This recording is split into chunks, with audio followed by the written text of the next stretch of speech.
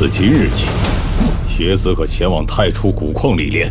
天神书院很多人想要去古矿里碰碰运气，不过长老们只允许5个人一组进去。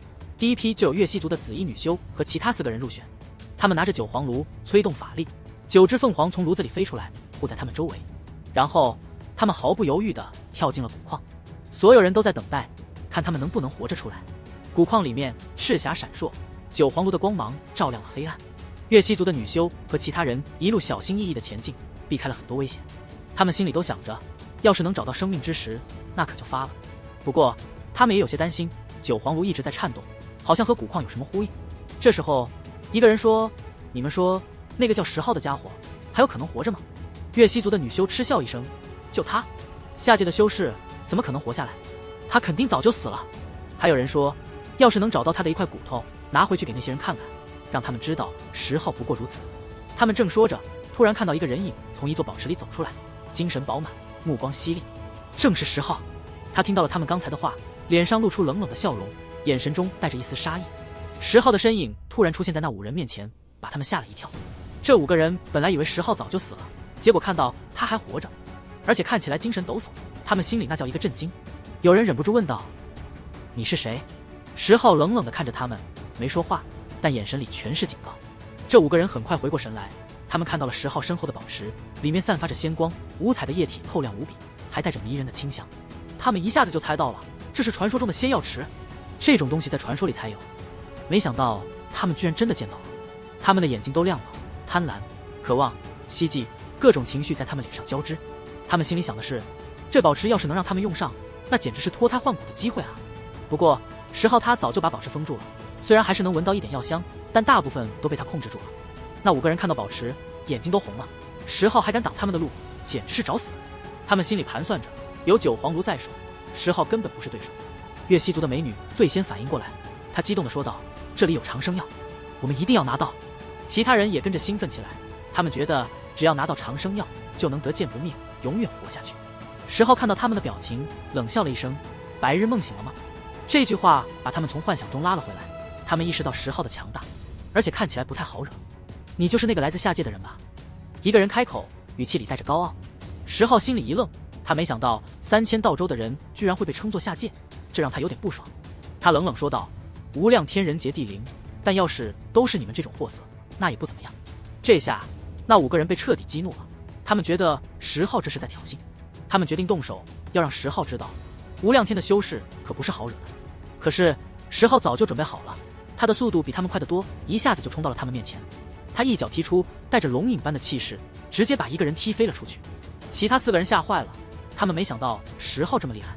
幸好9黄炉在这个时候发挥了作用，9只赤血凤凰飞出来，挡住了10号的攻击。10号也吓了一跳，他意识到这9黄炉绝对是个了不得的宝贝，他赶紧后退，保持警惕。那5个人看到10号居然能挡住他们的攻击，心里也有些发慌。他们承认10号很强，但他们还有9黄炉。他们决定利用9黄炉的力量，彻底镇压10号。10号看到9黄炉的威能，他穿上了雷帝战衣，拿出了万灵图，准备迎战。9只真皇带着毁灭性的气息扑向10号，他毫不犹豫地祭出了万灵图。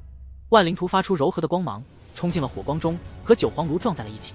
当一声清脆的响声，万灵图居然和9黄炉撞了个正着，这让那5个人都惊呆了。他们没想到万灵图居然能挡住9黄炉的攻击。10号抓住机会，果断出手，一掌落下，带着鲲鹏之力，直接把那5个人打得吐血。这下那5个人彻底绝望了，他们没想到10号居然这么厉害，连9黄炉都挡不住他，这样的敌手简直让他们绝望。到底是怎样的一个怪物？就在10号准备收拾那5人的时候，月西族的美女突然出手了。她眉心的金银独角发光，虚空中浮现出一轮神月，光芒璀璨，涟漪四散。10号嘴角带着冷笑，这种攻击在他眼里根本不算什么。他右掌向前斩去，依旧是鲲鹏之力，攻击力无双，法力壮阔如海。嗡，虚空都颤抖了。月西族的传人和其他4人都被震得身体摇摆，大口咳血。月西族的美女突然轻斥一声：“战！”她双手结印，紫色袍袖炸开，那轮神月也瞬间爆碎。10号顿时感觉眉心剧痛，原来这神月中蕴含着神识宝术，想暗伤他的元神。这种攻击防不胜防，但10号可不是一般人。他头上出现一朵大道之花，轻轻摇曳，花雨片片，瞬间将对方的宝术击溃。你有3道仙气，还结成了大道之花，那几人绝望了。他们原本以为10号只是个厉害的对手，但真正见识到他的实力后，才意识到自己根本不是对手。月西族的美女虽然成功拖延了10号一下，但也只是争取了时间。5人快速后退，稳住局面，警惕地看着10号。他们拼命召唤九黄炉，但刚才被万灵图一击后，炉子竟然不动了。10号趁机仔细打量九黄炉，发现它居然有一个孔洞，精气泄露。他叹道：“这至宝好可惜啊！”他很难想象当年是什么力量将这座仙炉击穿的，手段太可怕了。慌！听闻你要加入天神书院，我等与你是同门。有人试图拉近关系，但10号冷笑一声，直接摆腿，如龙蛇并起，横扫而来。这一腿的力量强横无比，直接将对方的秘宝和仙器击碎，将他打飞出去，半边身子破烂不堪。这一击让所有人都意识到10号的实力远超他们。剩下的4人脸色苍白，他们感到羞愧，因为自己是旷世奇才，却被10号逼得不断后退。月西族的美女再次出手，但10号弹指一点，雷地指直接将他击飞，他的玉脚都被击碎了。接着10号又是一指将他彻底击倒。剩下的3人试图反抗，但10号的攻击如暴风骤雨般一拳轮回打出，直接将第3人击得衰老不堪，接着又是一脚将他踹飞。最后2人也无法抵抗，被10号轻松击败。5人全部被镇压，10号冷冷地看着他们，心中并无太多喜悦，只是带着轻蔑。这就是所谓的无量天高手，不过如此。他突然发动，将5人一顿暴打，打得他们鼻青脸肿，狼狈不堪。你以为击败我们就算是无敌了吗？如果绿驼师兄来了，抬手就可以镇压你。有人不服气地大喊。10号冷笑一声，正准备继续教训他们，突然九黄炉动了，他没有守护那5人，而是快速冲向出口，化成一道赤霞飞出古矿。那5人面如土灰，沮丧无比。10号也在犹豫是否要杀了这几人，如果杀了他们，估计就没办法进天神书院了。就在这时，古矿出口传来一声巨响，九黄炉猛力一震，仿佛与古矿发生了共鸣。随后他冲天而上，引发外界一片惊呼。10号突然听到一种大道神音，像是尘封无尽岁月的古经被开启。他大惊失色，睁开天目，隐约听到经文的名称，瞬间震撼的全身发抖。这不是恐惧，而是无比的激动。6道轮回大法属于至尊殿堂的绝学，怎么这里也有？10号心里满是疑惑。这座太初古矿古老的让人无法追溯，传说比仙古纪元还早。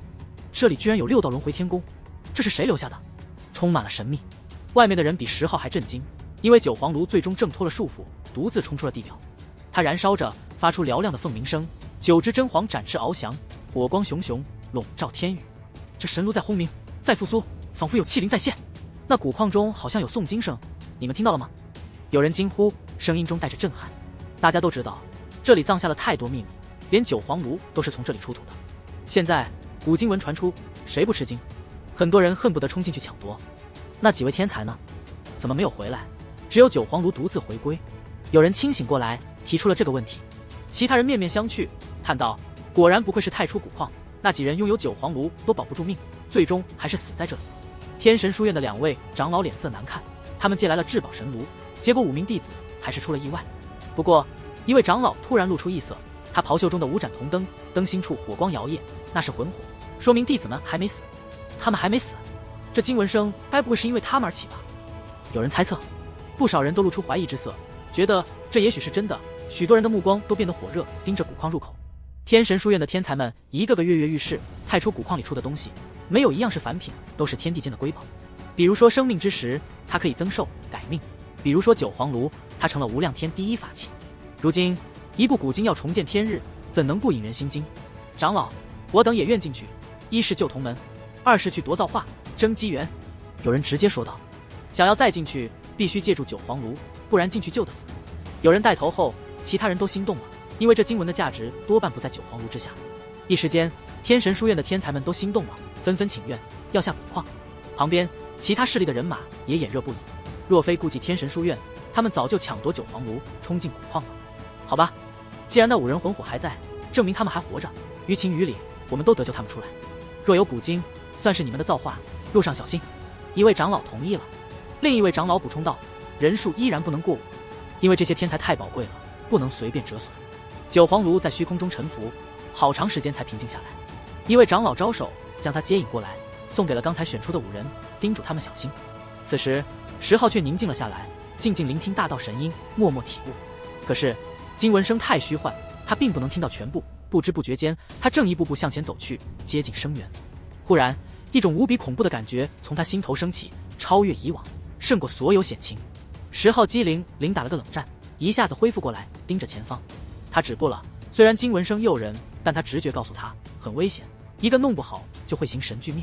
他决定先去将长生药液吸收干净，强化肉身与元神，等机会再去找6道轮回天宫。然而就在这时，远处传来了脚步声。10号皱眉，天神书院的天才又来了，影响到了他的修行。这不是月溪族的天才少女吗？怎么被人丢在了地上？那几人走来，看到了地上的紫衣少女，非常吃惊，因为她额前的独角都碎掉了，很是凄惨。西西，姐姐，你们遇到了什么麻烦？有何危险？千万别告诉我，你们遇到了下界那个荒，被他收拾惨了。有一个少女调侃。不对，那里还有人。走进来的5人中，一位白发青年眸湛冷电，看到了一个角落中浑身是血的天才。是谁干的？早先开口的少女追问。荒，那人回应。他们几人都不能动，遭受了重创，连仙气都被打散，一个个虚弱无比。切，骗谁啊？都落到这步田地了，还想算计我们？那少女不信，认为这是对方故意这样说，想让他们也涉险。说吧，到底怎么回事？你们怎么受伤的？刚才有诵经声，现在为何弱了下去？白发青年也开口。他们不太信真是10号所为，脸上都有倨傲之色，自视甚高。地上的几人苦笑，说实话都没人信，这还真是一种悲哀。不过他们也懒得解释了，巴不得这几人也被擒住，反正不木都是竞争对手。喂，你们倒是说啊，究竟怎么回事？凭一个小小的荒野能活下来，搅出这么大的动静，我看他早已死了吧。第二批生灵依旧是5人，都不相信这是10号所为，言语不怎么客气。突兀的脚步声响起，沉稳而有力，这让几人都吃惊，霍地回头盯着一个很清秀但眼神冷冽的年轻人。你是谁？荒，天，真的是你，还未死？那少女手抚额头，一副很吃惊的样子。他们知道麻烦大了，地上的几人未曾说谎，而他们几人则言语不尽，刚才很看不起荒，现在要出问题。我懒得说废话，我要在此闭关，你们自己封住自己，我们可以相安无事。10号很霸道地说。说也奇怪，九黄炉一到古矿窖深处时自行熄灭，光泽暗淡。你真当我们是软柿子，说让我们自封就自封？那白发青年冷哼道。此前你们言语轻狂，在背后针对我也就罢了，我不追究，但现在还这般一副想一战的样子，我可以成全你们。10号说道。他再一次出手，腾空而起，背后成百根金色柳枝冲起，化成金色锁链，笔直地朝着几人冲去。这一战，那白发青年吼笑连连，动用了生平最强绝学，结果被10号几拳就打得半边身子破碎，浑身是血。至于那少女，则是被10号一指点出，击穿其掌心，出现一个血淋淋的大洞。这一战没有任何悬念，尽管有1人修出2道仙气，但同另外4人一样，依旧被10号强势镇压。一眨眼而已，地上就有了10个俘虏。10号一阵纠结，究竟如何处置他们？击杀的话有些不妥，不杀的话又对不起他们那张肆无忌惮的嘴。就这样，地上又多了5人。10号留下他们后，放在这里就不管不顾了，而他自己则迈步进入长生药池中，开始修行。很快，九黄炉就遁走了，带着火光冲上地表。这引发人们哗然，这件宝具又一次绽放瑞霞。古矿中究竟正在发生着什么？连续2次了，人失踪，可结果魂火灯还在，不曾熄灭，现在让人惊疑不定。这个时候，天神书院的天才们坐不住了，依旧有人相信这些人下去后再参悟古经。不行，不能再有人探险了，已经有2批人迷失在当中。一位长老喝道：“小心一些是没问题的。”另一位长老这般说道。随后，第3批人动身了，可惜依旧是无言的结局，那些人再一次消失。这一次，不光是天神书院的天才，就是周围的人都感觉诡异了。那太初古矿巷是一座深渊，吞噬生灵，接连10几位天才就此消失不见了，这绝对是大事。可是他们却没有任何办法。不行，绝对不能再放人进去了，那里有大恐怖。天神书院的一位长老说道，声色俱厉。事已至此，他们得收手了，不然的话，再有人进去消失，真的会让人疯掉。那可都是宝贵的天才啊！古矿中，10号看着一地的俘虏，并未下杀手，只是将他们都拍翻了。10几人又惊又怒，居然就这么败了。3批人没有一个可与那年轻人大战一战，都无法显化战气了。天神书院的人真烦，惹不起你们，我躲还不行吗？10号抱怨，而后狂殴10几人，无论男女都被他打成了猪头，嘴歪眼斜。而后他上路了，将长生药池直接收进了法器中，没有浪费神业资源。6道轮回天宫，我来了！不管怎样说，他都要去一探，再也忍不住。他身后10几位不能动的天才愤懑无比，他们居然被人这样扔在这里，实在丢人到了极致。只是他们想要脱困，还得靠那个年轻人。远处传来沉重的响声，一只黑色的大蜘蛛，足有1丈多长，像是用乌金铸成的，从一侧爬过。这蜘蛛虽然是遗骸，但肉身不腐，还带有一点模糊的意识，随意在这里爬动。10号这边，天神书院的15个天才被他俘虏了，一个个脸色煞白。他们被10号用金色枝条缠住，扔到一起，还布下了一座法阵护住他们。10号提醒他们，放心，只要你们不惹他，就不会有危险。可那黑色大蜘蛛的8条猪腿黑得透亮，像长矛一样在地上擦出火星，其中一条猪腿差点碰到一个少女的脸，把她吓坏了。10号皱眉，转身用柳神的法术把他们全部缠住，扔到安全的地方。那头黑色的大蜘蛛突然睁开金色的眼睛，像是有了生机，一下子朝着10号追了过去。10号并不害怕，因为他在古矿里见过更恐怖的尸骸。蜘蛛像黑色的蟒牛一样扑过来，撞在地上，火星四溅。但10号早就闪开了，他走进了黑暗中，那里是古矿的宁静之地，也是曾经传出诵经声的地方。10号来到这里，感觉毛骨悚然，像是有一把刀横在他的咽喉上，随时会割断他的喉咙。他浑身难受，感觉连灵魂都要干枯了。身后的黑色大蜘蛛突然停了下来，虽然他只剩下本能，但还是被吓住了，最后跪伏在地上，不敢再往前走。10号回头一看，也吓了一跳。他意识到前方一定非常凶险，连这么凶残的蜘蛛都害怕的地方，肯定不是善地。不过10号还是决定继续前进，他对6道轮回天宫志在必得。那头大蜘蛛颤抖着，小心翼翼地退了回去。10号继续前行，这片古矿幽深无比，吹来阵阵寒气。他手持万灵图，身穿雷帝甲胄，做好了最坏的打算。他不会忘记至尊道场的齐道林是多么渴望得到6道轮回天宫，甚至不惜偷师百家，结果被天下共剿。10号在黑暗中感觉到了刺骨的疼痛，像是被无形的利剑劈斩。他的皮肤开始渗血，古矿也越来越黑，像是通向地狱的道路。他不知道走了多久，身上的杀意越来越重，雷帝战衣也开始发光，保护着他。突然，一双绿色的眼睛亮起，一只100丈高的古尸出现在道路上，威严地蹲坐在那里，俯视着他。这古尸虽然是一具尸骸，但已经有一些灵智了，他的眼睛像鬼火一样恐怖。嗷吼，古尸发出一声咆哮，震得古矿摇动，天崩地裂。10号大口咳血，雷帝战衣和万灵图保护着他，才勉强避过这一劫。古尸盯着10号手中的万灵图，最后消失在黑暗中。10号擦了擦嘴角的血，继续前行。他从地上捡了几根尸毛，比钢筋还结实，稍微用力就发光，铿锵作响。10号一路前行，越走越接近诵经声的源头。他身体越来越难受，像是被刀砍一样。他看到几头强大的生灵路过，像是龙和朱雀的遗骸，但他们很快就消失了。10号继续前进，雷帝战衣和万灵图保护着他。他终于来到了目的地。10号张口结舌，他原以为会看到一个很璀璨的地方，陈列着古经书，但完全不是那么一回事。这里是一座漆黑的古建筑，无比压抑。10号走进去，立刻被恐怖的气息冲击得横飞出去，撞在石壁上。他艰难地爬起来，盯着前方，口鼻流血。无形的气息逼近，压力狂暴无比，像是成片的星辰砸来。10号悚然，这个地方终究是一道可怕的难关。他咬牙向前迈步，终于踏进了这片黑色的古殿中。这里朦胧而模糊，孤寂得让人恐惧。10号承受着巨大的威压，艰难地移动脚步，几乎要被压得跪伏在地上。他看到了6道身影，每个人都有一种特别的姿势，像是在修行，又像是在结印。10号开口道：“6道身影，6道轮回。”他越发难以站立，摇摇欲坠。在一片神秘的黑色殿宇中，6道高大的身影屹立不动，仿佛山岳般威严，压迫感扑面而来。10号站在其中，目光悠悠地盯着这6尊身影，他的压力巨大，仿佛随时会被这股压迫感击碎。6道轮回天宫，10号心中疑惑，他看着这6人的姿势，体悟他们的神韵，心中暗想，这是否就是传说中的无上传承？然而，就在这一刻，他仿佛被某种力量吸引，完全沉浸其中，不可自拔。这座黑色的殿宇空旷而广阔，只有这6尊身影矗立，没有其他任何器物。他们身上散发出一种难以言喻的灵力气息，那世道的体现更是无情规则的释放，仿佛可以抹杀世间一切。对于10号这种痴迷于武道的人来说，这6道身影无疑是无价之宝，是至高无上的传承。10号全身心地投入到对这6尊身影的揣摩与参悟中，然而这种天宫太过艰涩，让他心神欲裂，难以悟透。就在他几乎陷入走火入魔的边缘时，一阵凉意让他清醒过来。他发现自己嘴里不断咳血。10号意识到自己刚才险些因为胡乱参悟这种天宫而陨落。只有起手式，只有6尊身影，并无经文。我这样胡乱修行，真的会把自己推进深渊。10号警醒过来，眼神恢复清澈，不再急躁，而是冷静下来。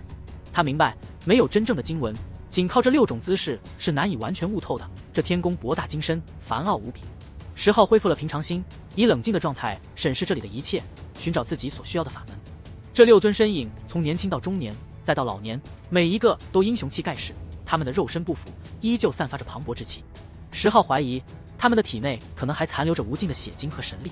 这6尊生灵的气运超凡，虽死而不倒，双目深邃，如同神石发光，那种气魄无以伦比。石浩暗叹，这样的英灵，漫长岁月出现一名就足以惊天动地。他一个个打量着，每一个都像是各自时代的主角，风姿冠绝一个时代。石浩心中生出疑问：他们是长生者吗？是仙道中的绝顶人物吗？他甚至怀疑，这6人是否是各自族群的大帝？如果真是这样的话，那么用6尊大帝的遗体来掩饰天宫，这气魄简直让人难以置信。石浩带着疑问，艰难地靠近这些身影，想要寻找他们死亡的真相。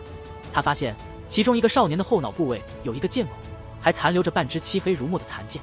石浩心中一寒，这少年竟然是被人以剑雨射入后脑，刺穿了元神而死。接着他又看到第2道身影，那个中年人的眉心有蛛丝般的裂痕，曾经被击穿，甚至额骨都曾粉碎，后来才愈合。石浩自语道：好惨烈的大战，这等强大的人物都会战死，有陨落的一天，实在太残酷了。石浩试图从这些身影的服饰上辨别他们的年代，但大多数都无法考证。只有一种服饰，他觉得可能属于仙古纪元末期，甚至还有一个人的服饰是以其实打磨成片，以仙精为绳贯穿而成的甲胄，非常原始。石浩心中震惊，上一个纪元甚至更古老的时期就已经有6道轮回天宫了吗？他甚至怀疑这6大生灵虽然是古人，但可能是被后人发现后摆成6种起手式，演化无上大法。最后石浩的目光落在第6个人身上，他的眉心有点特别，偶尔有亮光一闪而过。石浩震惊地发现，这是醉血印记，难道这个人是醉血一脉的祖先吗？